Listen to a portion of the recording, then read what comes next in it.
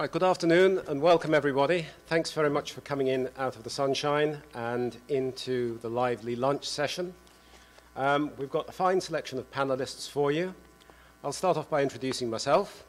My name is Byron Russell, and for the past 2 years I've been working with Ingenta Connect. As you probably know, that's one of the leading indexers of scholarly content. And we also provide a very cost-effective platform solution for small to medium-sized academic publishers, both of journals, books, and of course monographs. We're part of Ingenta, and Ingenta is one of the leading providers of content and consulting solutions for the publishing industry. We used to be known as Publishing Technology. So if you've never heard of Ingenta, you may have heard of us by our old name. We went through a major rebrand at the beginning of this year, just in time for the London Book Fair. So this afternoon session is on open access, with particular emphasis on discovery in open access. One of the most important and valuable research developments of the past 20 years, if not of the past half millennium, has been the development of open access in scholarly publishing.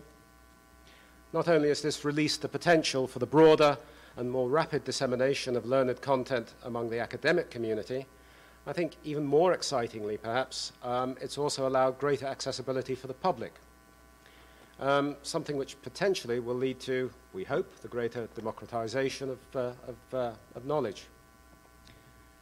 Content which was once the preserve chiefly of those with ready access to an institution of higher education or major library is increasingly available to all who are interested, as long as they've got an internet connection. This may mean that increasingly one of the roles of librarians will be to act as facilitator and guide to those who are searching for knowledge, a view that was expressed recently by a friend of mine, Astrid van Wezenbeek, who is Open Access Officer at the National Library of the Netherlands. And the government there sees open access as being very much a public initiative, not necessarily one which is directed at the scholarly and academic community. One of the key issues facing all those who are engaged both in the publishing of such content as well as those who are seeking it out is how do you actually find what you're looking for? Open access content sits in numerous silos. They're non-networked. They don't reach out to each other. These can range from individual publishers' platforms to institutional repositories. These, of course, only happen to be accessible if you're a member or affiliate of that institution. Rights are confusing, to say the least. Open access content is currently qualified by over 30 different license types, and users may have little awareness of what their rights are as users, beyond the obvious fact that open access means free. Search engines are great. We all use Google Scholar, we all use Bing, well, some of us use Bing. But may not adequately identify open access content. And as for authors and publishers, how do you really make your content stand out from the crowd when there's so much content out there to get lost in? So far, no one solution has really been fully comprehensive or completely scalable. There's some very exciting initiatives out there. OAPN for one, the DOAJ, the DOAB. Science Open is a great initiative, but the name alone is less than attractive to humanities researchers. Nothing so far has really attempted to bring all the sources of open access content under one virtual roof. We've just launched Ingenta Open, which aims to do exactly that. We don't call it a product, it's more of a project, a 2-year project, which will enable access to a broad range of content, either hosted by us, indexed through a third party, or available on an institutional repository. Today, we're going to be having a look at the broader scope of discovery and open access. I'm joined by 4 very distinguished panelists. And David Sommer is co-founder and product director of Kudos.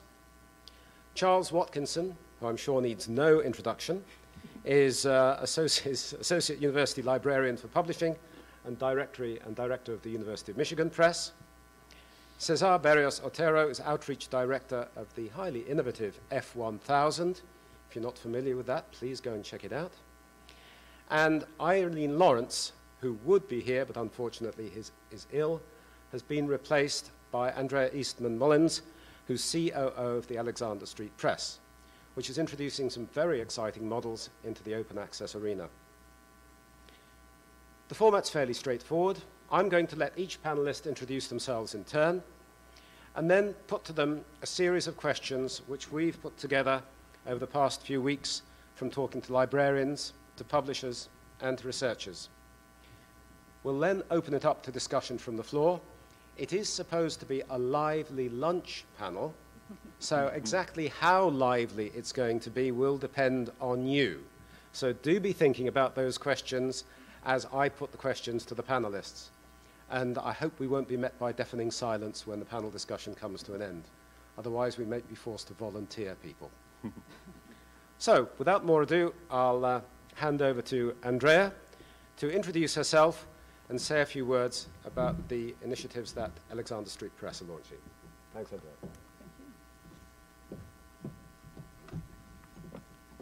Thank you. Again, I'm standing in for Eileen, but it's very good to be here. I'm Andrea Eastman Mullins. I'm basically in charge of, at Alexander Street, the teams who create our products.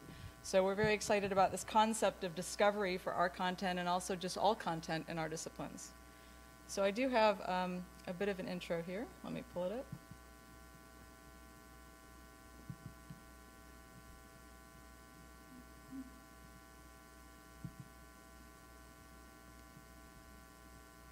Okay, great. Good. So how many of you are familiar with Alexander Street? Let's be a little lively. Okay, good, most of you. So you know that we're a publisher of over 120 individual collections. We do a range of streaming video, streaming audio, reference scores over many different disciplines. And I wanted to show you a bit about our content through our platform to set the stage for how we're helping with the discovery. So this is an example of our streaming video.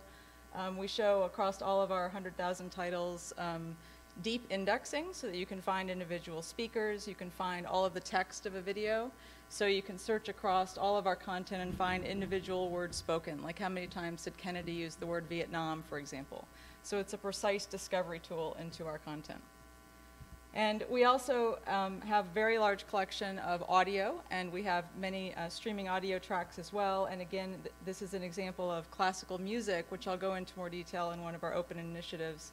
But this is an example of how deeply we do index in the area of classical music. So we go to the individual movement level and identify things like genre, instrument used, soloist, and we enable that kind of rich searching and discovery. And then to tie together all of our other material, particularly in music, we have what's called a meta work concept. And so this shows you how you can search for the Rite of Spring and pull back all relevant materials, whether it's a score, a performance, anything that's relevant to that particular work. So that's really important because what we've built for our subscription material is a backbone of metadata. And that's one tool that we're using to help people find the open material as well, which I'll talk about later today. We also do quite a bit in archival research. So it's very important to us. I'll talk about our anthropology collections and how we're making some of those archives open. And it's very important that we show them in a way a scholar would go through them in the archive. So we put the materials online in image form, and we also let you browse folder, box, individual item to discover the archives. So we're pulling that together in anthropology. But one of the things that we found that's kind of a barrier to discovering this content at Alexander Street is as a scholar, you're very interested in anything relevant, whether it's for fee or free. And so what we're trying to do is find a way to help you discover both. So in music, for example, there's a ton of scores that are completely free, and they're very valuable, and they're very well searched against our for-fee scores. So how can we create a situation where scholars can find that? And as Byron mentioned, Google works, but not always really well. And what we found is people want a starting point that's more discipline-based. And that's what I'll talk about later. I'll talk about two initiatives that we have.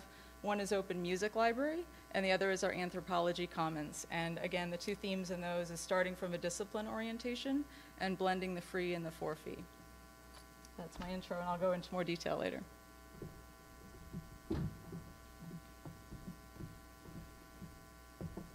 Thanks very much, Andrea. Looking forward to hearing more detail later on, particularly about the music library. Looks really exciting. David, over to you.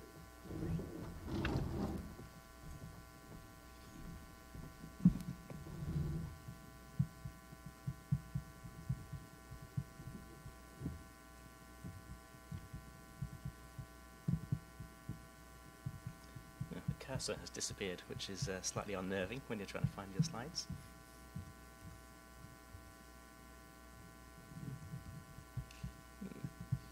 Byron, can you... It's on the desktop. That's weird. It's very weird.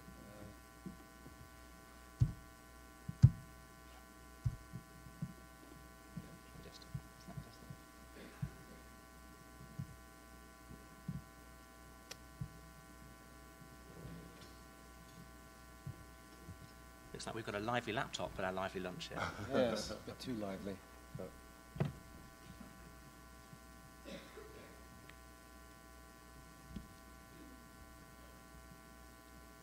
yes, well, it seems to Put PowerPoints if that works. Sorry, I didn't have slides. Shall I sort of introduce myself? Well, we try and sort this out. Yes, let's do that. Okay, I'll just use it. good thinking. So, yes, oh, like that. So, yes, so my name is Charles Watkinson. I'm AUL for Publishing at University of Michigan Library and Director of University of Michigan Press. So, my particular interest here is in open access books. And the open access book interest comes partly from my responsibility for University of Michigan Press. University of Michigan Press, 15% of the books that we published in 2016 were open access, and that's made possible through Knowledge Unlatched, in which we were one of the pilot members, and last year had our own collection, branded publisher collection on Knowledge Unlatched. We've also had a sort of a freemium model of open access books, digital culture books for the last decade, where funding came from the sale of print. And now we're also engaged in an initiative with with a group of around over 50 liberal arts colleges aligned with the Oberlin Group to create a new born digital open access monograph long-form digital scholarship publisher called Lever Press. And Terry Fishel from McAllister is here today and one of the oversight committee members of that. So open access books and long-form digital scholarship in general is my particular interest. I am also in charge of a thing called Michigan Publishing Services, which hosts around 40 open access journals. And I'm also in charge of the institutional repository at University of Michigan, Deep Blue. So Deep Blue has about 100,000 objects in it. It has around 10 million downloads a year. A third of those objects are actually original publications of various sorts, so tech reports, theses and dissertations, things like that. So, and a lot of that is scientific and engineering material. So I am interested in discoverability issues on that front too. But the particular project, and this is a bit of a plug, at 2:30 in Gilead 1, in the Ballroom 1, there's a particular project we'll be reporting on called Mapping the Free eBook Supply Chain. This is a Mellon-funded initiative, and we'll be reporting the first data from a really systematic attempt to understand how scholars, or anybody, how readers, how users find, get, and use open access books, because I think we still really don't know what that looks like. And a number of problems besetting books which are a little bit unique. So that's my interest. Try again.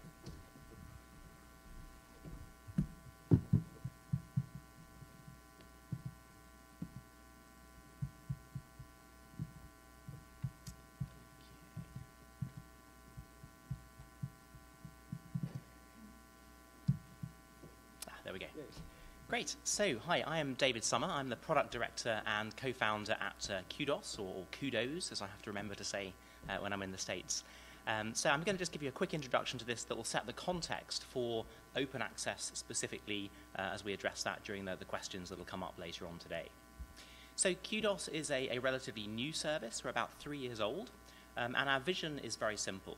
It's to have more impact for research and more recognition for researchers. So what we've done is we built a platform that helps people manage all of the different communications around their work more effectively and efficiently so that they get the maximum impact for their research. So it doesn't matter whether you communicate about your work through blogs, through social media, through email, or through good old-fashioned conference presentations and sessions. What Kudos does is helps you map those efforts directly against a range of publication metrics so you can see which of those strategies, which of those services is working most efficiently for you. And I'm often asked how Kudos kind of differs from social network sites, profile sites, metrics providers, and so on. So I think it's worth just briefly covering that. So Kudos is not a networking site. We are a place where you can measure and compare the effectiveness of all the sites that you're already using. So you can see what's working most effectively for you. So you've got limited time, what's the best use of that time to help increase the impact of your work. And Kudos itself is not a metric. So we actually work with a range of metrics, including citation data, usage data, alt metrics, and we use that to demonstrate and give you some evidence on which of those channels are most effective. So we're not actually a metric in itself. And what we do is we put the researcher right at the center of taking responsibility for the performance of their publication. And Kudos is particularly good for open access publications because, as we'll hear today, it's not just enough to make your work openly available. It also needs to be accessible. So just because it's there doesn't mean anyone's going to find it, and that's what this session is about. I thought it might be sort of helpful in one slide just to summarize how Kudos works. 3 steps: explain, share, and measure. So explain is about having researchers add plain language summaries to explain their work in very simple language that can be understood by a broader audience. And we know that's effective because people will often type in plain language terms into Google, so you're more likely to be discovered if you're having some publicly available plain language summary data there as well. It also makes it easier to understand when someone does find your work. Sharing, Kudos allows researchers to share a link to their work in a way that's trackable, so we can track the exact sort of effectiveness of those different channels, and you can use social media, you can use blogs, you can use email, whatever works for you. And then finally, measure. So we bring all those together, joining up the dots so you can actually see on a range of metrics, usage, citations, downloads, alt metrics, click-throughs, what is most effective. And we then provide graphing that shows you when you did something and then the result of that. So an action takes place and then the numbers go up as a result. So if you're trying to cover a lot of different bases and want to reduce that effort into just what's most effective, then that's where Kudos helps. Does it work? Well, we had some research commissioned from Nanyang Technology University in Singapore. They are experts at data analysis, and they took a fairly large set, about 10,000 of our publications, and compared those where authors had used the Kudos tools to explain and share their work with a control group of similar publications, similar journals, similar age, and they found that there was a 23% increase of full-text downloads on the publisher site where authors had used the Kudos tools. And that's at statistically significant error rates and all the rest of it. That's going to be published possibly in PLOS ONE later this year, so we'll open up that data. So linking that finally to open access. So there are many ways in what we're doing at Kudos links up with open access. So first of all, availability doesn't mean accessibility. Just because it's available free doesn't mean anyone will find it. So as institutions, how do you maximize your investment in open access? So that's one of the things we do with our plain language summaries. That makes it more discoverable, easier for people to understand and find your work. So it works particularly well for open access, and we actually show a little open access flag on Kudos that makes people aware that you'll be able to read the full text for free, and that seems to correlate with higher click-throughs. All of those plain language summaries and explanations are under a CC license, so it's open license. It means that you can maximize that, you can reuse that with attribution, so you can actually have that text work for you in more ways by pushing that out to different platforms. We provide a widget that lets you include that on the publisher site, on your institutional repository, on author sites, and so on. If you have open data, so spreadsheets, data sets, blogs, videos, animations, you can also use Kudos as a hub to link all that together. And that's really important because linked data will increase discoverability, and it means that you don't have to maintain link registries up to all those different sites. You can do that in one place. And final thing to say is Kudos is not a closed system. We're not like some of these closed walled garden profiling sites. We're an open system so that you can work together, the institution, the publisher, the researcher, in what I call impact resonance. So how does everybody work together in a way that gives the maximum impact for that research? And that's some of the things we'll explore later on today during the questions. Thank you.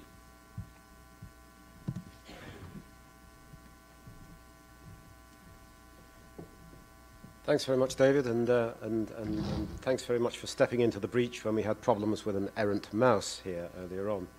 The whole issue of metrics, of course, with open access is extremely interesting and one which we're very concerned with Ingenta Open. And we hope to be working more with a variety of providers in order to look at the way in which we can assess metrics, not just of how content is downloaded, but how it is actually used once it has been downloaded. What is the life after download of an individual article, book, or monograph? Okay, I'd like to hand over to Cesar from F1000. Thank you, Byron. Let me just try to upload my presentation.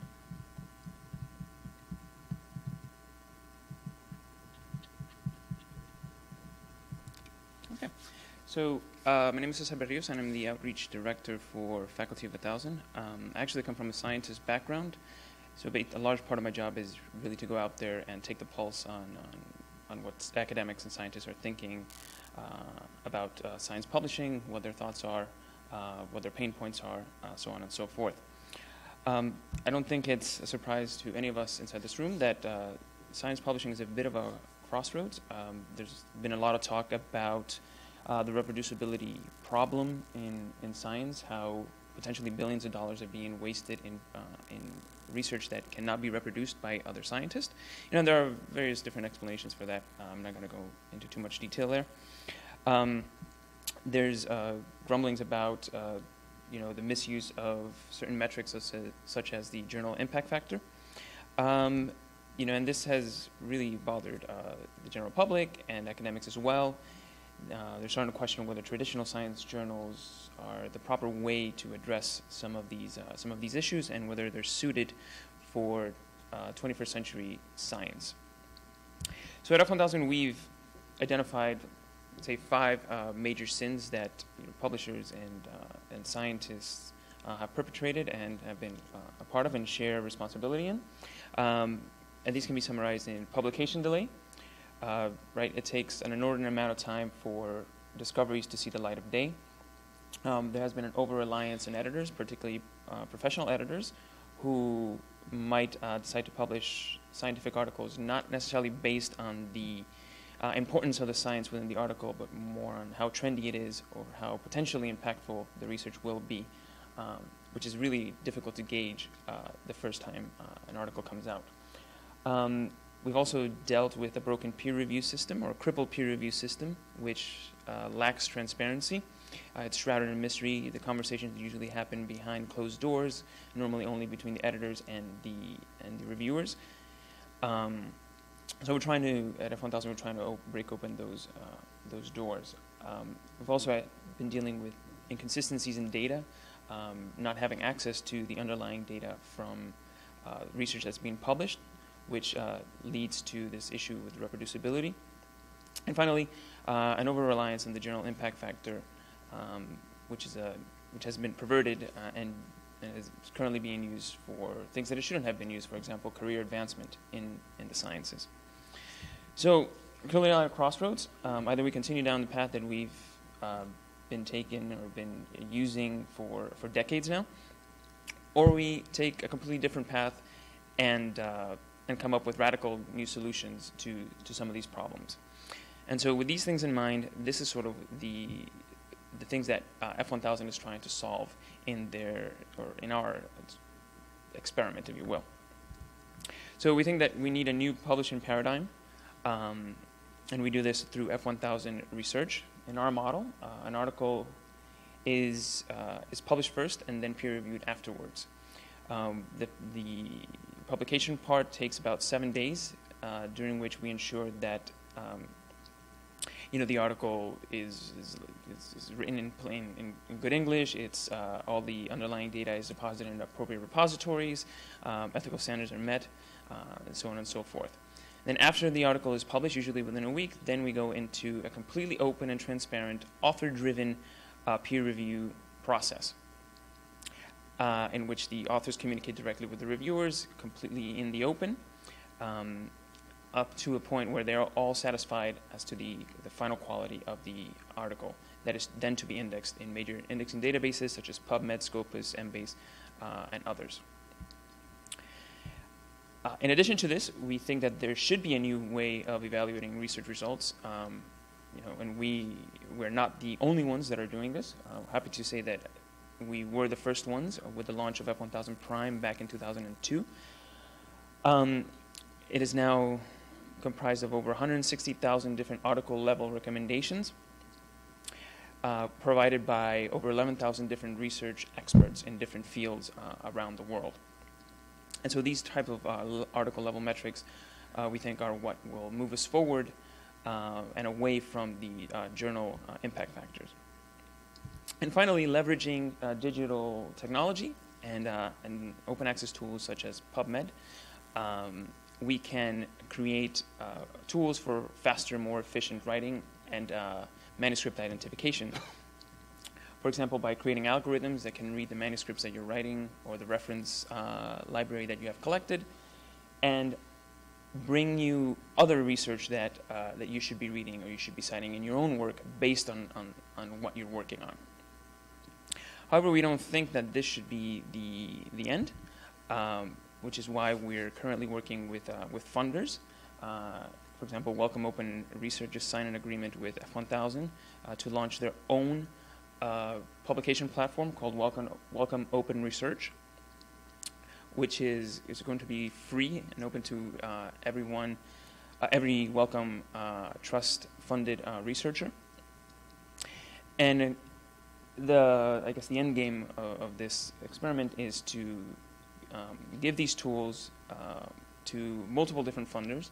Hopefully other providers will follow suit and just create platforms that communicate with each other to eventually lead to one big international platform where researchers from around the world from different funding entities can deposit their research, which can be freely accessible by anyone. This includes the text, the data, as well as the reviews underlying the papers themselves. And that in a nutshell is what we do at F1000. Happy to answer any questions during the panel.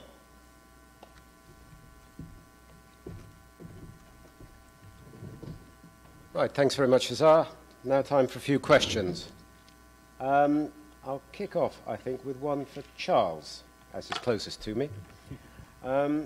Charles, over in Europe, on the other side of the pond, we've had a lot about Horizon 2020, which, for those of you who are not familiar with it, it's an EU funding initiative of which open access is a key component. Charles, what do you think the open access landscape for books and monographs will really look like by 2020, barely 4 years away? Yeah, so barely 4 years away. It's not very far away at all. I'll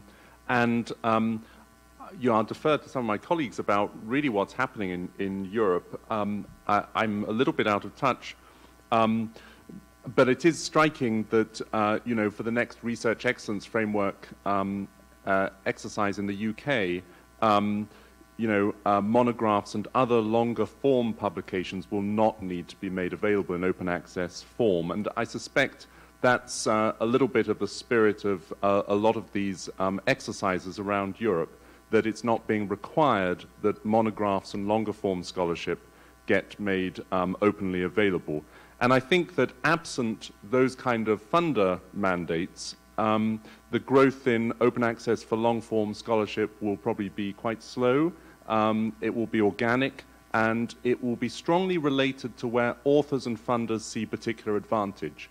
And I think that in general is an interesting bit of maturity in the open access monograph space that's happening at the moment, which is open access is not necessarily appropriate for every book that we publish. In many cases, these are specialist books, narrow casting to a specialist audience.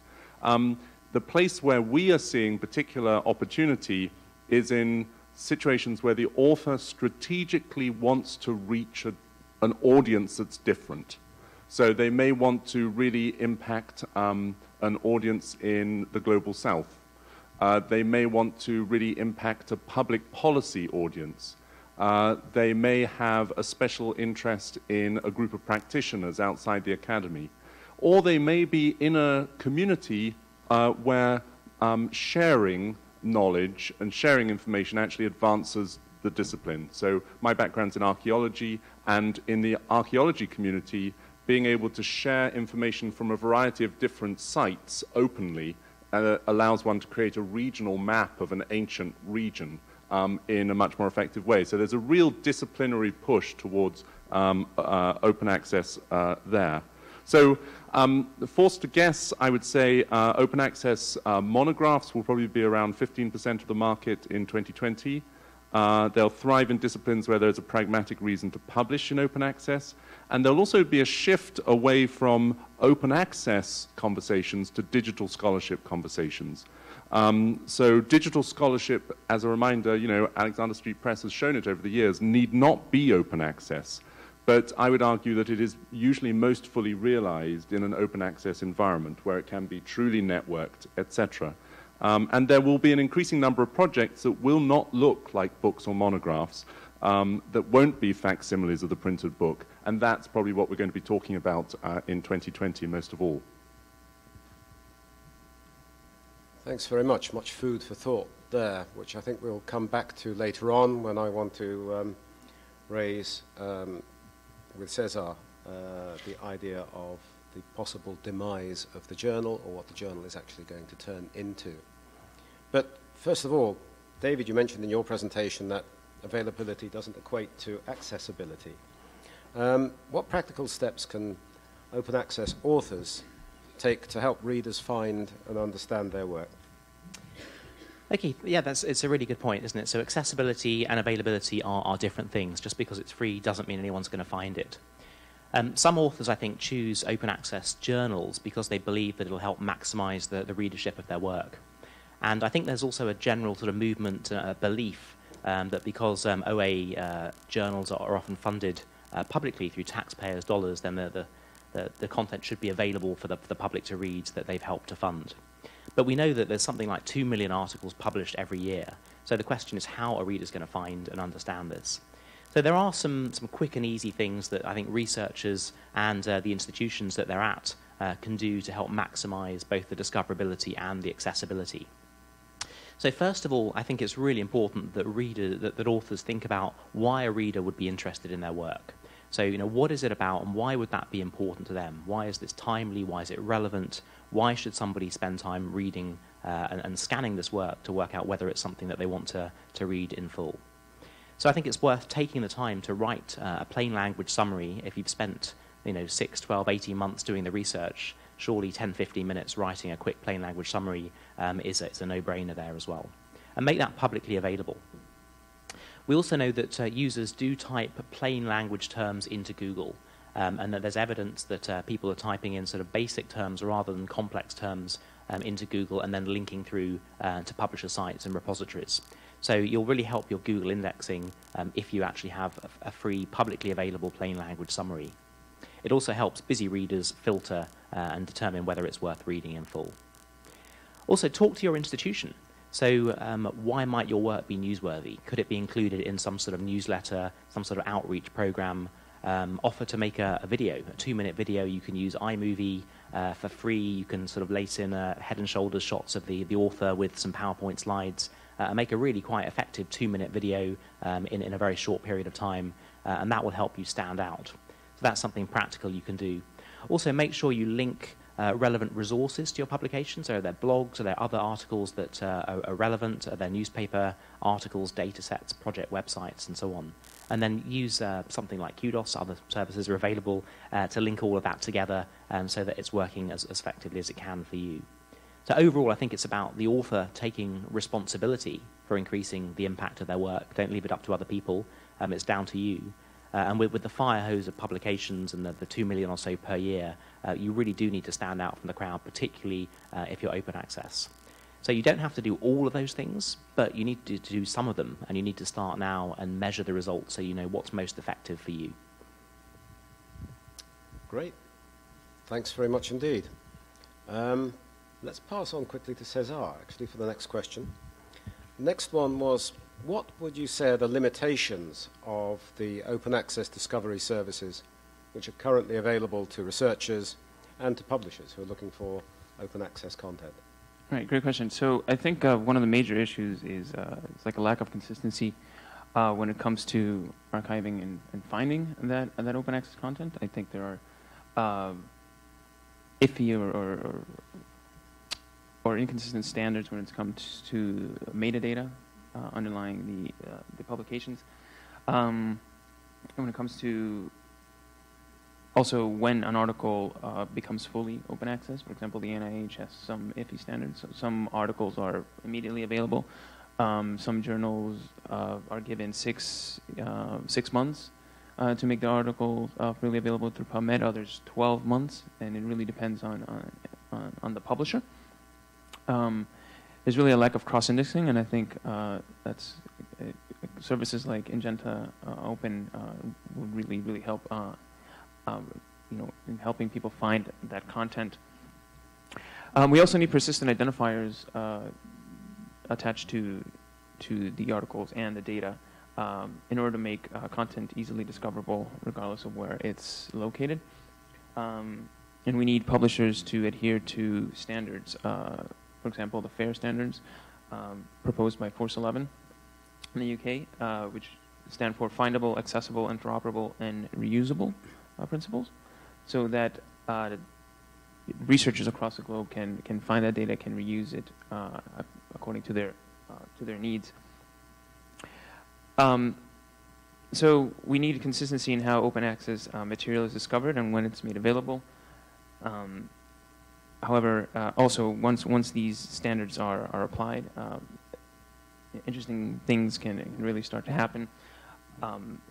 Now you can create products around this data that help bring it to the researcher's attention.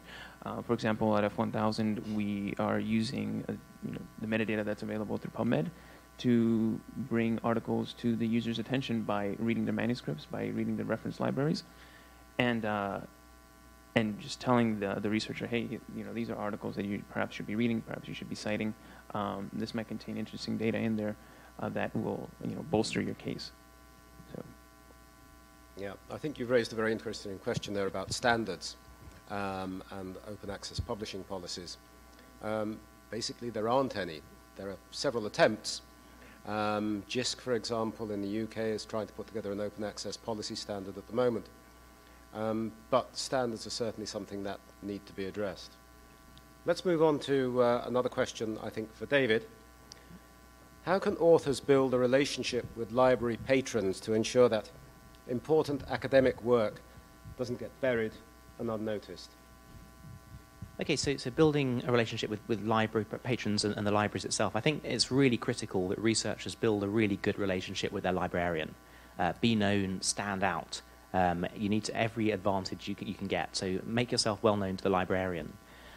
Check whether your library or institution has a CRIS system, a current research information system, and make sure that your work is included within that system. That's used to track research outputs from the very start of the process all the way through to publication and beyond. So make sure you're part of that system. As I mentioned earlier, if your institution has some sort of showcase or spotlight feature for sort of highlighting research that might be a particular interest, then be part of that. Offer to do some sort of interview or case study. So that's something that the librarian can help with, and we've seen some good examples of that working really effectively at Kudos. Make sure you deposit a copy of your publication in your institutional repository, and add that plain language summary alongside that if you can. So with Kudos, we have a widget that can be dropped in on any website, an institutional repository, a publisher site, pulling in that plain language summary. And if you then search for the text within that, Google will pick that up ahead of the Kudos version of that. So it'll actually help drive more people to your IR version or to the publisher site. Find out which researchers from your institution are really having good impact. Find out what works for them. Are there some tips and tricks that they can share, some channels, some opportunities that perhaps might not be apparent to you? And as you start seeing impact for your work as a researcher, then offer to mentor early career researchers and help them get a foot on the ladder there as well. So set up a monthly meeting or some sort of brown bag lunch where you can share experiences of what's working. And finally, your co-authors are really important as well. So if you're a physicist like me, then the physics papers seem to have 500 co-authors in some cases. So get your co-authors doing some of the work as well. Have them work with their institutions, their librarians as well. So you're generating that impact resonance by all working together to maximize the impact of your research. So again, they're just some of the things that you can do. Try some of them. Try one thing and see what happens. Thanks very much. We're now going to change tack a little bit and move on to a slightly different question. This, I think, is one for Andrea. The trend towards open access has always been most marked in the sciences. What about the humanities? It's always been relatively easy, well, relatively speaking, to get APC funding if you're writing an article on oncological research, for example. Much less so if you're writing a monograph on troubadour poetry. We've heard a little bit about what Alexander Street Press has been doing in the field of music. Andrea, would you like to elaborate on that? Because that looks like a particularly interesting initiative. Sure, I'd be happy to. As a philosophy major, this resonates for me. So I'm glad to see the humanities represented. It might be better if I show you a few slides of the Open Music Library, because it's quite visual.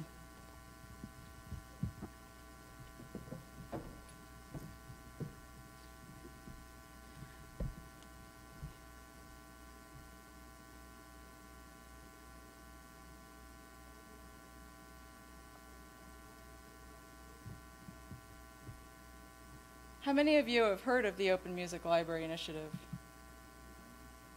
Keith, who works for us. Okay, good. A couple of you. Great. Well, good. This will be a good introduction then. Our challenge is that we have a very large collection of music, both streaming audio as well as scores and music reference, but we also know that that's not the only relevant music content available. And in fact, particularly in the score side, there's many free, openly accessible scores out there. So again, going back to how do we find this material? How can people find the for-fee material we have? How can they find the free material? It's really a discipline-based approach, and we've seen this working in the humanities on a site called Phil Papers, if you're familiar with that. It's a completely community-generated site which links out to all open access philosophy journals, and also the community themselves are creating the backbone and the metadata there to organize the material online in philosophy. And that was, in a way, our inspiration for what we're doing in the Open Music Library. So this is a site, if you go to openmusiclibrary.org, it's completely free and available for anyone to search. And what we're doing is dealing with this particular issue that the music rights that we have, certainly the labels and the scores publishers, are never going to decide tomorrow to make this completely open. So how can we give a good entry point to that material and combine that with the fantastic material online for free? And this is a true collaboration with the community. So we have a lot of library partners signed up, the British Library, the Library of Congress. We're linking out to their open archives and making sure that they're fully included. And we also have a scholarly board that helps us select and contribute the material that we're linking out to in the Open Music Library. We also have some for-fee journal partners. So again, the philosophy that the best material out there is in both camps. It's free and for-fee. So we're linking out to those as well as our own material. And this is to show you what the site looks like. Previously, I talked about that metadata that we had behind the scenes, and that's another reason why I think discovery works in a discipline orientation. So for example, if you're looking for a material on Mozart and you go to some generic search, even just Google, you're going to search for Mozart and get material, and it's unclear if it was by Mozart, if it was about Mozart, and if you can just take that metaphor into a discipline, and particularly in the humanities, it makes a real difference.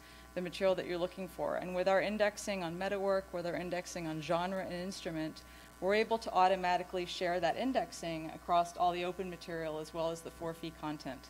And that provides a really rich experience for discovery and being able to find things that are relevant in the discipline. So here's an example of the scores. You can go in by composer and drill down to a particular composer and see all the related scores to the work that you're looking for. And then what we do is we send you out to examples of those scores. This is an example of a free one at the Library of Congress, but then also relevant are our for-fee scores that we have in our own collection. So the idea is that a scholar would find this material through an organic search and be able to link through to the full access if the library had full access, or learn more about this particular collection if they don't have full access. And that would be the same with other for-fee content providers we're linking to. Again, we also are expanding it not just to scores and listening, but also open access journals and music. We're incorporating all of those and automatically indexing the material that comes in, and also creating profiles of the authors. And so I'm particularly interested in some of these initiatives as well, because we're capturing the authors and also hoping that they will join in the community and develop their own profiles. So as we create a community of users, they help to expand the discoverability of the content, not just the material we're putting there, but also of their own profiles and their own work. It's a way to promote their own contributions to that particular area of scholarship. So that's a brief overview of the Open Music Library. And please, if you're interested in learning more about this, contact us, join us. It's an evolving effort, and we've just launched it this year. And again, it will only be as strong as those who are contributing to it and partnering with us. So that's our hope. To go back to humanities' question, I think it's very related to metadata and orienting it around a discipline. Thanks very much, Andrea. It's nice to see humanities taking center stage for a moment there. Right, let's move on to another question for Charles. Charles, is it possible for every university to be its own publishing house, driven by its library? We're certainly seeing an increase in that in the UK. I don't know what the ecosystem is in the US, but if this is the case over here as well, what may be the effect on commercial publishing enterprises? Yes, of course, absolutely. Every university should be its own publisher, and no, it's okay. So I think the thing that I've observed is many of you will be familiar with the Library Publishing Coalition, which is a group of 60 libraries engaged in publishing activities. And as the Library Publishing Coalition has made clear, the most promising role for library publishers to play is to fill the gaps that commercial publishers, including university presses, cannot sustain. And that means, for example, a focus on grey literature, so technical reports, student scholarship, small conference proceedings, things that are potentially not sustainable from a commercial point of view, but are still very important outputs. And for that reason, commercial publishing entities should see library publishers as complementary and not competitive. One area that's particularly unsustainable at the moment is the publication of digital scholarship. I think libraries and university presses supported by libraries are currently playing a distinctive role in developing infrastructure and systems to support this next generation work. And there is a very rich area for collaboration, as Andrea has shown, with Alexander Street Press. I mean, there's real opportunity for complementarity there and for driving use between initiatives. In the Scholarly Kitchen a little while ago, there was an interesting case study of the Marriott Library at the University of Utah collaborating with Oxford University Press on an archive for a book called The Ethics of Suicide, for example. I'm sure we're going to see more of those. And there really is that need for collaboration to solve some of the shared pain points that our authors are feeling as they experiment with digital technologies. I mentioned Lever Press, which is an interesting initiative because it brings together this large number of liberal arts colleges in a sort of a crowdsourced approach to helping scholars deal with the challenges of publishing in truly digital ways. But that's a sort of non-profit group coalition. But this could easily include partners like Alexander Street Press. So just an example of a shared pain point. How to make these new form works available and discoverable through important supply chain partners. I mean, in the humanities, Amazon is a major partner. It's a huge source. It's the biggest discovery engine for books. And yet there is absolutely no way that we can get open access content discoverable through Amazon in a reliable way. And there's certainly no way that we can get content that can't be packaged, as much digital scholarship can't be packaged, really flowing through the supply chain like Amazon. And of course, independently, we're not going to make a difference if we actually push on that supply chain partner together. That could advantage all our authors and all of us. Thanks very much for the comments, Charles. Yes, I think the notion of partnerships and collaboration is definitely a way forward, which I think segues into the next question on peer review, which I'd like to aim at Cesar. Obviously, F1000 is a site which revolves to a very great extent about transparent peer review, and peer review is a key part of the OA publishing process. Cesar, how important do you think transparency is in peer review, and how can library patrons be reassured that what they access has actually been through a rigorous peer review process? Right. Well, transparency is hugely important to us. I think it's hugely important to scientific endeavor as a whole. It really is the bedrock or the currency, if you will, of this trust exchange between scientists and readers or patrons. Really, how else would end users be assured that what they're reading is trustworthy if they don't know, the process that that led to that article being published? We all know that there are thousands of predatory journals out there that will unscrupulously publish papers without proper peer review, and sometimes even well-regarded journals will publish papers with somewhat shady peer review practices, which has led to quite nefarious consequences. So we think that transparency is key. We need to make that whole process completely transparent, throw it out completely in the open, make the peer reviews freely accessible to everyone in the scientific community, the authors, the reviewers, the readers, and also make it mineable, make it searchable, and also give proper credit where credit is due to the reviewers that spend so much time working on reviewing these papers. So yes, in our case, we think that this should be a common practice in all with all with all journals. It should be a completely transparent process. It should be completely open and freely accessible to everyone to be able to read and see how this process goes on. Thanks very much. I mean, F1000 definitely represents a new and fresh approach to open access publishing and transparency and peer review. It's one of several exciting new business models developing for open access. And so I'd like to focus the next question again on Andrea. We've talked about the new music site that you're launching. One of the new sites that you're actually opening up now is Anthropology Commons.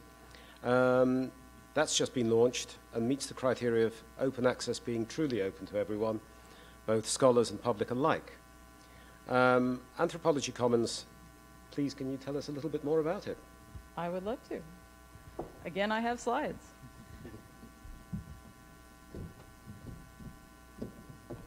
Yeah, so Anthropology also is another humanities initiative that we have going, and this is a search across all of our anthropology collections as well as some archives that we're making freely accessible. It's our Open Archives initiative in anthropology, and this is also a freely searchable, available site. You can search across all of the metadata in all of our anthropology collections, and we are making a certain portion of the archives that we're digitizing in this initiative freely available. So right now the publications of Ruth Benedict, her manuscripts, are online and fully accessible. And I want to tell you a little bit more about that project and how that came to be. We have just launched a new product called Anthropological Fieldwork online, and you can see here that we're going after the papers of major ethnographers in the field, and in many cases these have never been seen before. We've gone into families' basements and found these things. Our editors have just found this amazing. And we also want to make sure that we're partnering in these relationships with our archives. So archives have missions of disseminating content. Some archives want us to make that for a fee so that they can share in the royalties, and some of them want to just make this free. And we really want to acknowledge that and make both of those things possible. So that's what our archives initiative does here. And why this content is so incredibly important, again, it reveals so much behind the field work that was actually done. Previously unpublished notes from the field, all of this material that enables scholars to make new discoveries in anthropology, and that's combined also with our video and our other reference work in anthropology. This shows you just again the example of the kind of manuscript we're publishing, or the original material, and it's all in image form, so you can go in here. And in the case of the Ruth Benedict material, it's completely open, so you can get to this level. So this is the Ruth Benedict papers. If you go in, also you can discover this as if you were a researcher, going box and folder level and going through this material for the first time. But I want to talk a little bit about how we're funding this. I talked a little bit about why we wanted to do it, certainly because it is a good entry point, again, at the discipline level. So if you're an anthropology scholar, this material is fantastically interesting. We want you to find the Ruth Benedict papers through a Google search. We want you to learn more about what we have. And again, we're trying to blend the free and the for fee there to engage use. And we also want to work with our archives. They want, in some cases, to make this material freely accessible, and they just can't fund it themselves.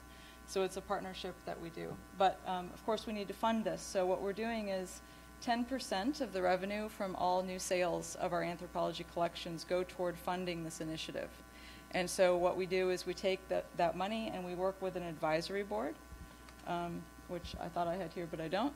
An advisory board of scholars in anthropology, and they work with our editor and help us determine what archives to go after and what archives to make freely available. So that's an ongoing initiative that just started this year as well. And like the Open Music Library, it's designed to engage the anthropology scholar, help people discover the content, and then also fund freely accessible archives.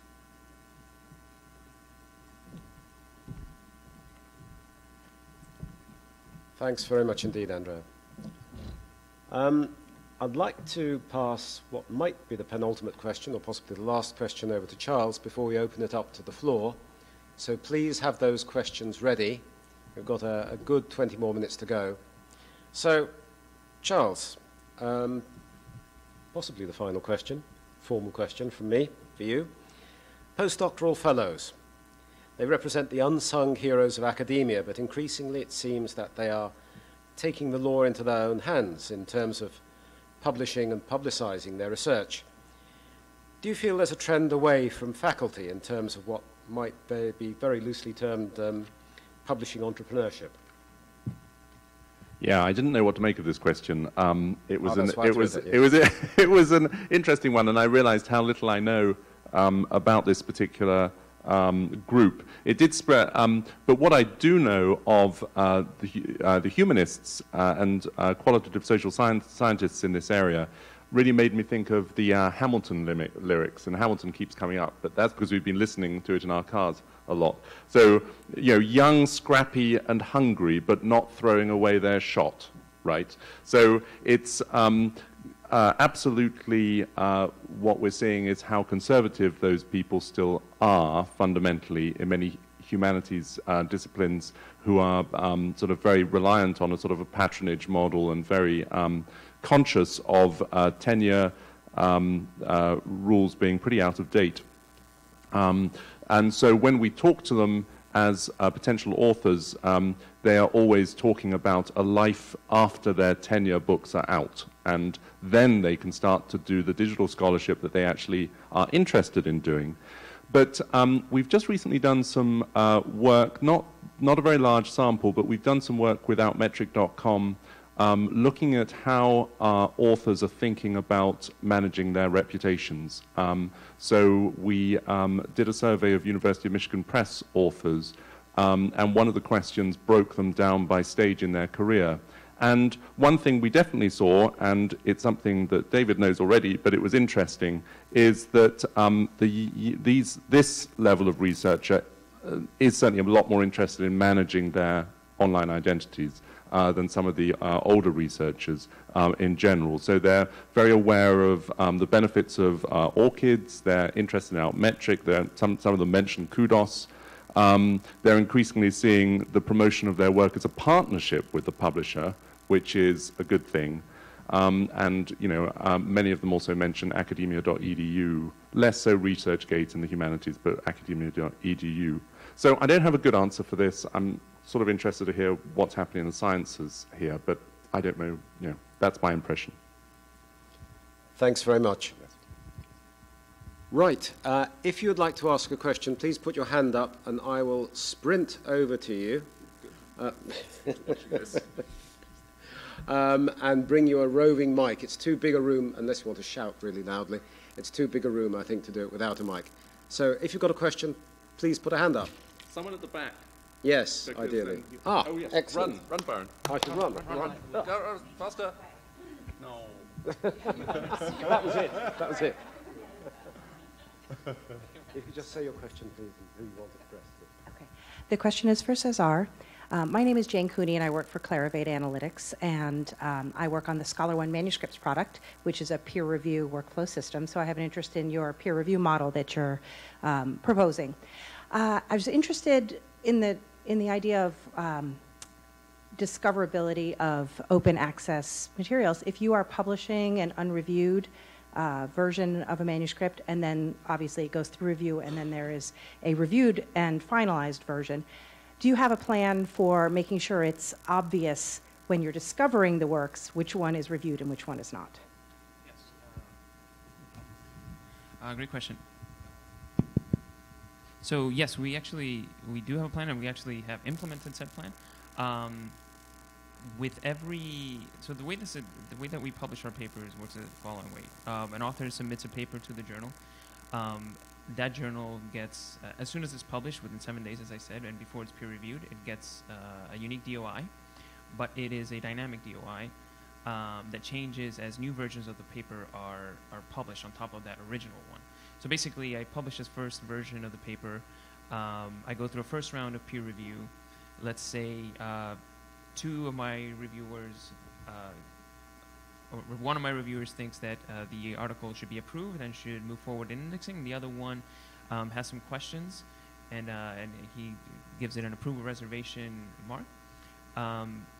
That second version will then state the information in citation as to what part of the process the paper is in. So it'll say V2 version 2, one approved with reservations.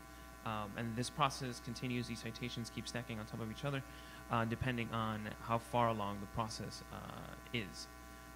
Once the article accumulates enough positive reviews, then it gets indexed into PubMed's, Scopus Embase and all these other indexing databases. But at every point in the process, the reader will know what's going on with the paper quite simply by looking at the citation or accessing each different version either through PubMed or directly at the journal site. Does that answer your question? Absolutely. One thing I might just add to that, I don't know if you've seen the announcement today, but Crossref have today announced that preprints are going to be assigned DOIs.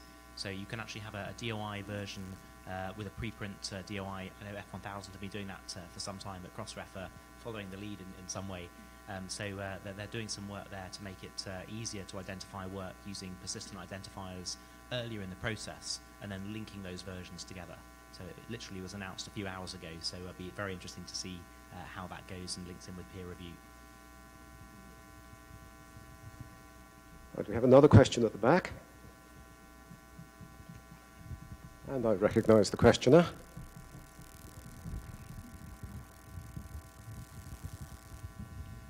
Anthony Watkinson, Cyber Research. As you can tell, I'm a relative of one of your panel, but it is not to him that I'm going to... Yes, no, it's too small here. So I'm going to ask, just have a bit of discourse with Cesar about this question of open peer review. I always open peer review, incidentally, and I do a certain amount of reviewing in the information science space, if the editors will let me. And even if they don't, I sometimes interact directly. So I believe in it, yeah? However, my group, the group I belong to, Cyber Research, has just finished a large project interviewing early career researchers in the sciences mainly and some social sciences. And yes, they like the idea. They like open data, for example. They like open things. They believe in sharing. They believe in transparency. However, they are pretty nervous about open peer review. And they're nervous for, I think, good reasons. If they're reviewing a senior person who might be giving them a job and they say, this is a lot of shit, you know, it doesn't help them. Secondly, they worry that people won't feel they're qualified. And there's another reason, which you will know, I'm sure, having discussions in these matters, but I've forgotten what it is at the moment. Anyhow, there are hesitations about actually doing it, and I honestly don't see it's going to be easy to get over these problems. Can I ask you about that, how you've dealt with this? It's a great question, and yes, I agree there is some, I'm not going to lie, there is some pushback from the scientific community. There is fear that, like you say, reprisal perhaps from more senior researchers that whose work you might be reviewing. But I think, and what has worked for us is offering the reviewers the proper incentives for performing open peer review. So one of the things that we do is we provide DOIs and make their reviews citable and searchable by other individuals. So then this becomes part of the corpus of academic research and publishing. And it does become a pretty strong incentive for them to participate in this process.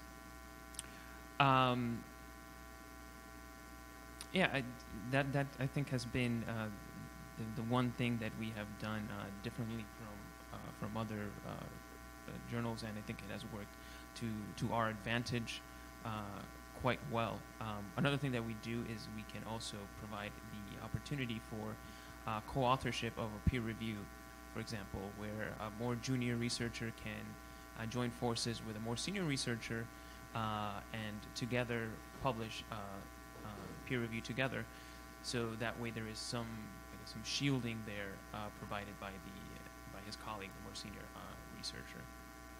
So these are a couple of things that we do. Yes.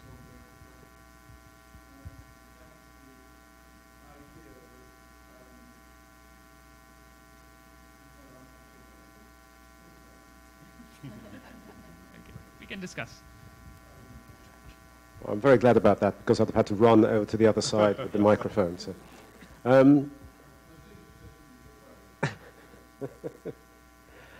any more questions? There must be another couple of questions. We've certainly got time for one more. Otherwise, I'll have to put one to the panel. Oh, right. Oh, well, two more, actually.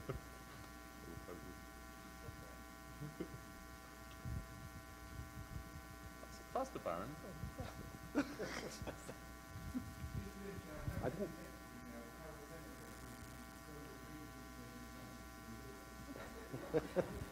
I didn't see who raised your hands first. If you're tossed for it, or... Okay, right. Thanks all for this interesting discussion. About the Open Music Library, it's terrific to see this all come together, and certainly I'm seeing in other places like SLP and other sites, so it's great to see Alexander Street Press do this.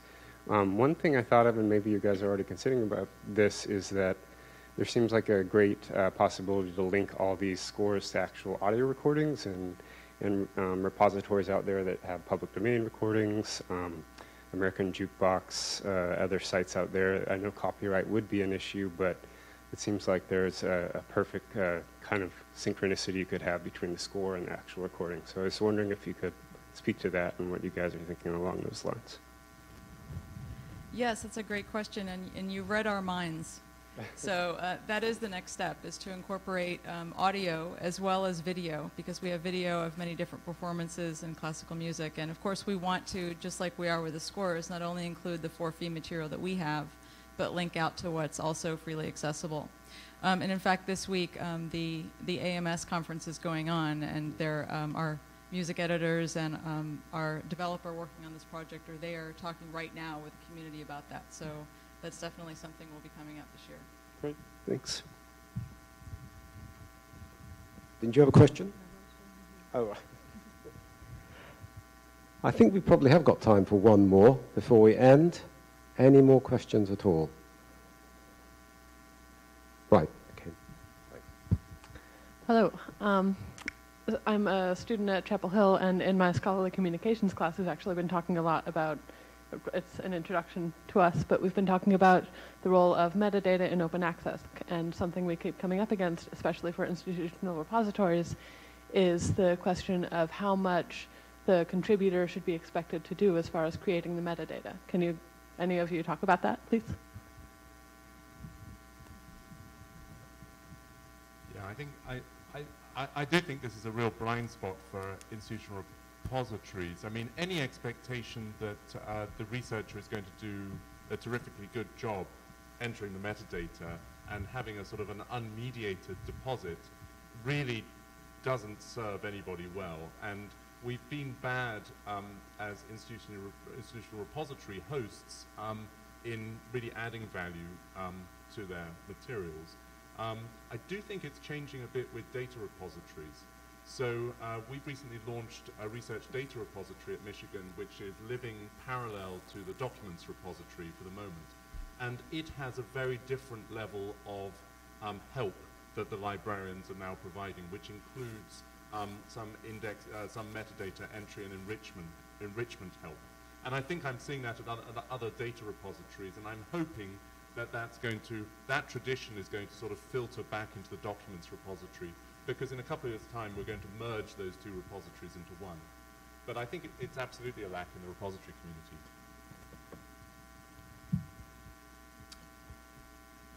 Fine, well, thank you very, very much indeed to our four panelists for coming along out of the sunshine to talk to you this afternoon. And above all, thanks to you, the audience, for turning up and listening to us. Thanks especially to those panelists who braved the very edge of the podium here and didn't actually fall off, and turning it into a really lively lunch involving an ambulance. So, all that remains for me is to wish you a very, very good rest of Charleston 2016. Thank you very much.